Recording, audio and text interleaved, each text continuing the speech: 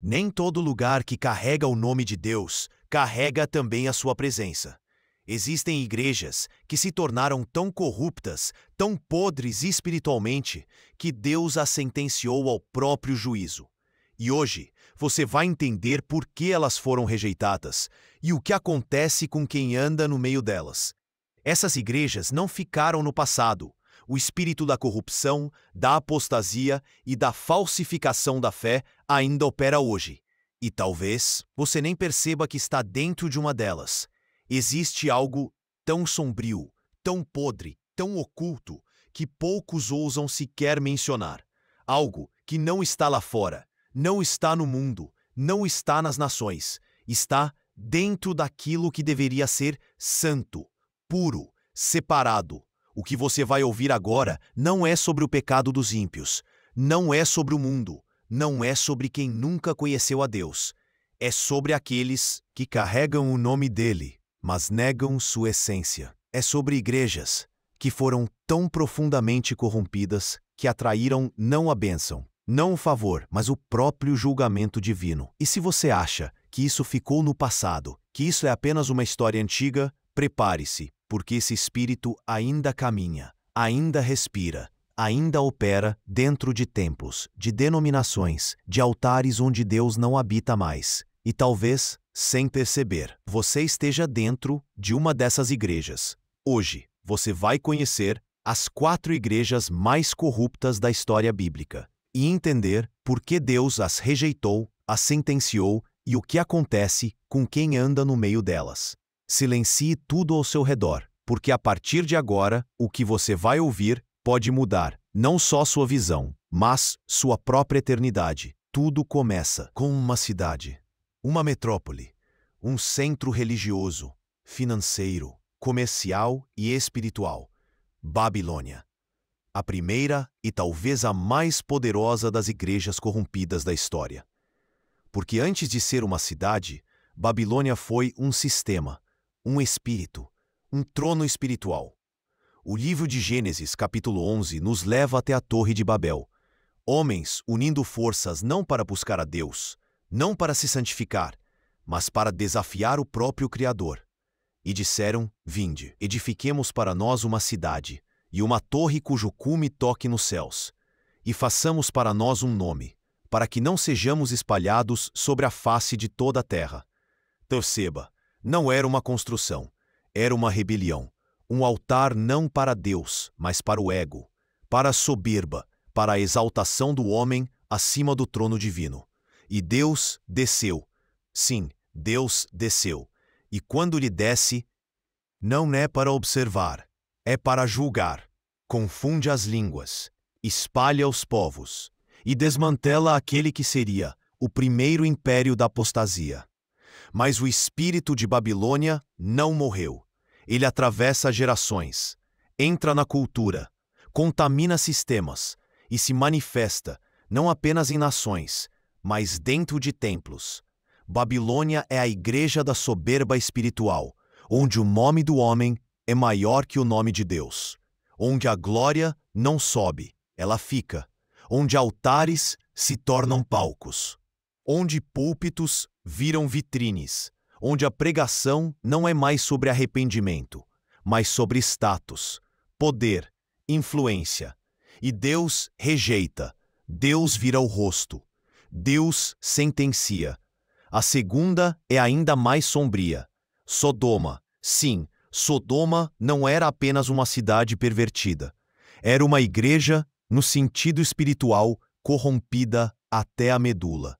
Ezequiel capítulo 16, verso 49. Revela algo que poucos pregam. Eis que esta foi a iniquidade de Sodoma, tua irmã. Soberba, fartura de pão e abundância de ociosidade. Estavam nela e nas suas filhas, mas não fortaleceu a mão do pobre e do necessitado. Percebe? Sodoma não foi destruída apenas pela imoralidade sexual. Ela foi destruída porque se tornou uma comunidade espiritual que desprezava o quebrantamento, a misericórdia, a justiça. Representa a igreja, que abraça o hedonismo, que vive para si, que consome, desfruta, que se entrega aos próprios desejos sem limites, onde tudo é sobre conforto, sobre prazeres, Sobreviver sem renúncia, sem sacrifício, sem cruz. Desce, e quando Deus desce, Sodoma não resiste. O fogo consome, as cinzas selam, o juízo grita, porque uma igreja que perde o temor já não é mais uma igreja. É apenas um monumento à própria perdição.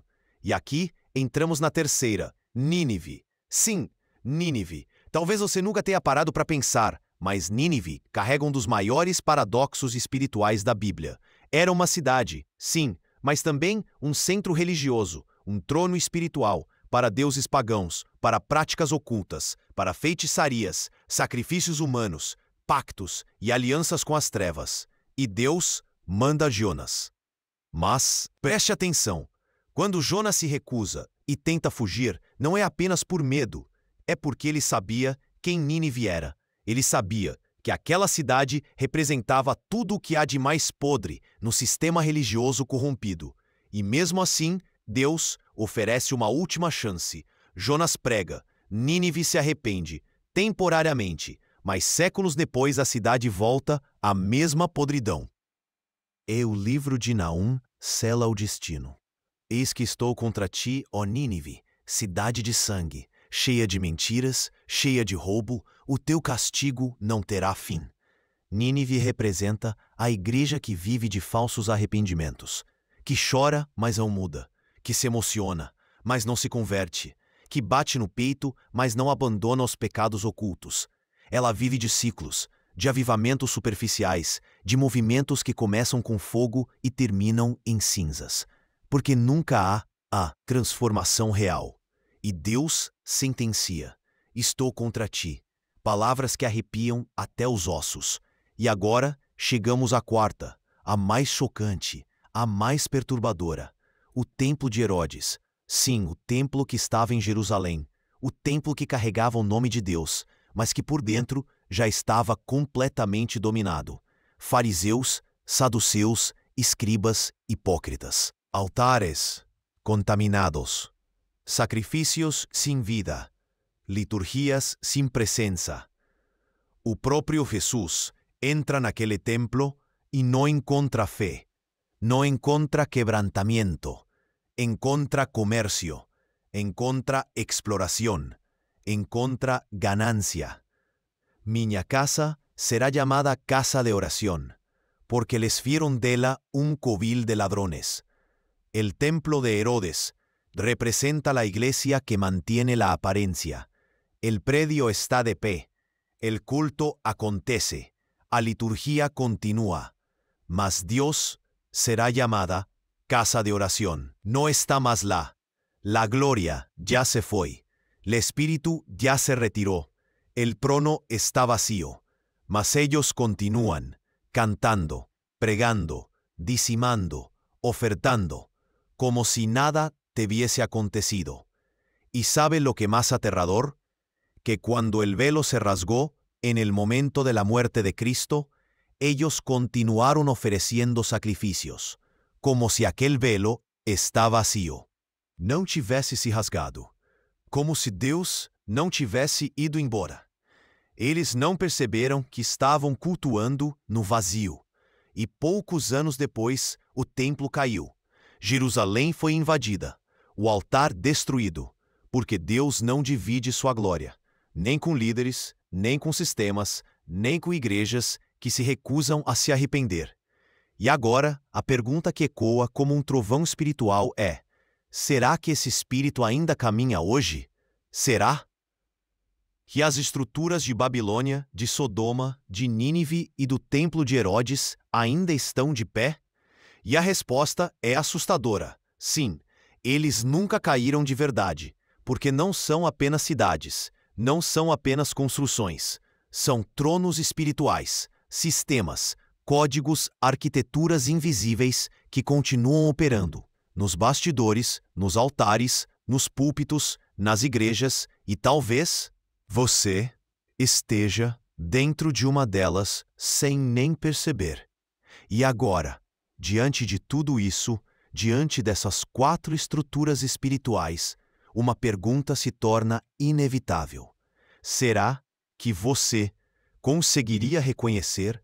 se estivesse dentro de uma dessas igrejas? Porque o mais assustador é que elas não parecem como você imagina. Babilônia não tem paredes de tijolos. Ela não tem placas escrito "Bem-vindo ao Império das Trevas". Ela se veste de luz. Ela se disfarça. De sucesso, de crescimento, de prosperidade, de influência.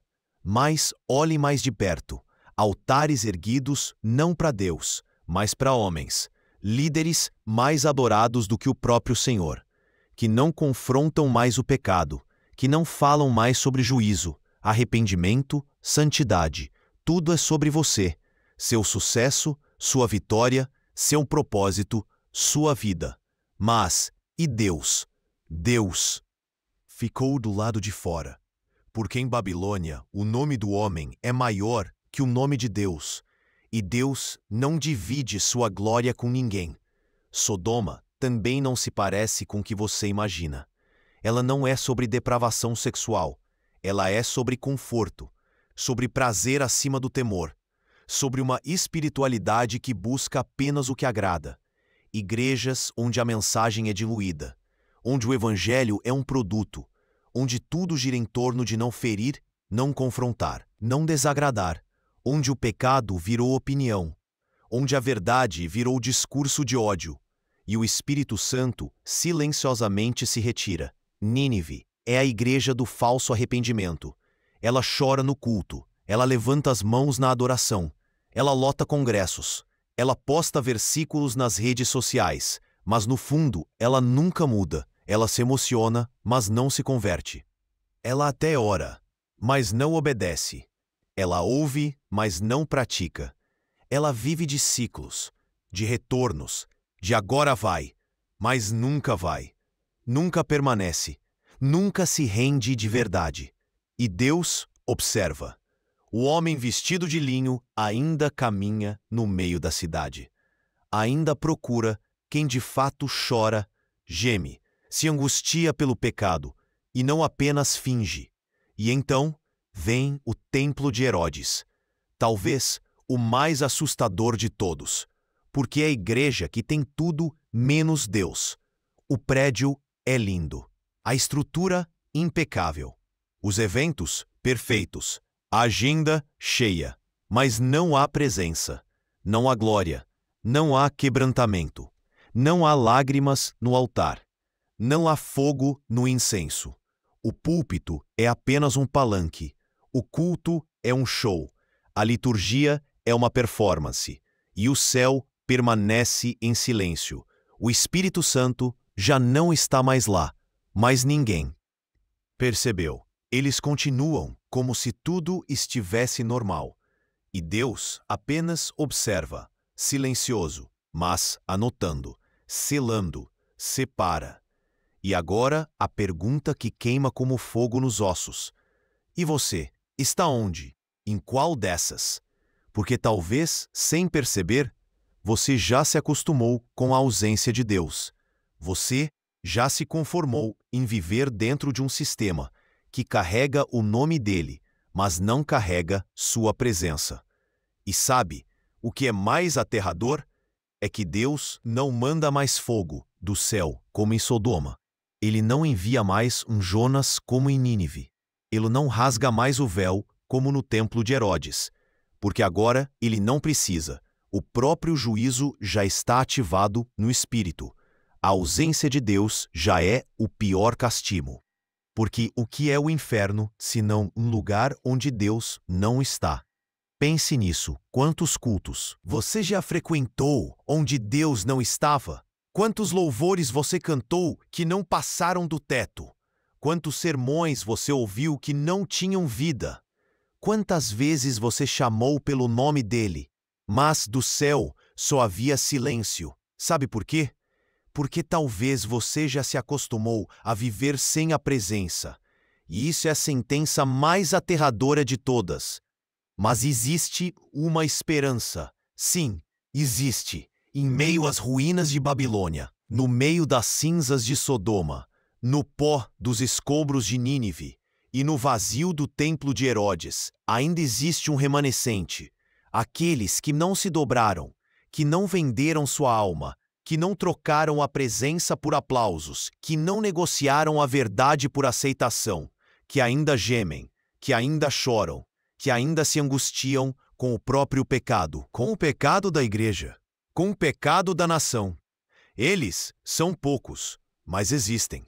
E a eles, Deus ainda marca, ainda sela, ainda chama de seus.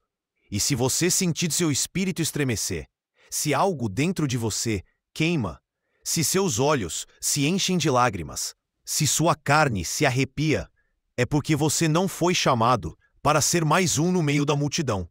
Você foi separado, você foi marcado, você foi convocado para ser parte do remanescente. E sabe o que é mais incrível? Deus ainda está disposto a descer. Mas dessa vez, não para destruir, não para confundir, não para julgar, mas para restaurar aqueles que ainda desejam a sua presença. Mas não se engane, se o arrependimento não vier, se o coração não se quebrantar, se os altares não forem purificados, se o templo não for restaurado, o juízo virá, porque Deus não se deixa escarnecer. Tudo que o homem planta, ele colhe, e agora a decisão é sua. Ou você escolhe fazer parte da geração que reconstrói o altar, que restaura o temor, que traz de volta a glória perdida, ou você será apenas mais um, no meio de uma Babilônia disfarçada de igreja, de uma Sodoma que canta louvores, de uma Nínive que finge chorar, de um templo onde Deus tem. Não está mais. A escolha é sua. E ela precisa ser feita hoje, agora, porque o relógio espiritual já está na contagem regressiva. E quando a porta se fechar, quando o livro se encerrar, quando o selo for aplicado, não haverá mais volta. Se essa mensagem falou com você, se ela te confrontou, se ela te acordou espiritualmente, então, não guarde isso só para você. Compartilhe, envie para alguém, deixe aqui nos comentários, porque o tempo está acabando. E que Deus te encontre marcado, separado e em santidade, hoje, para sempre.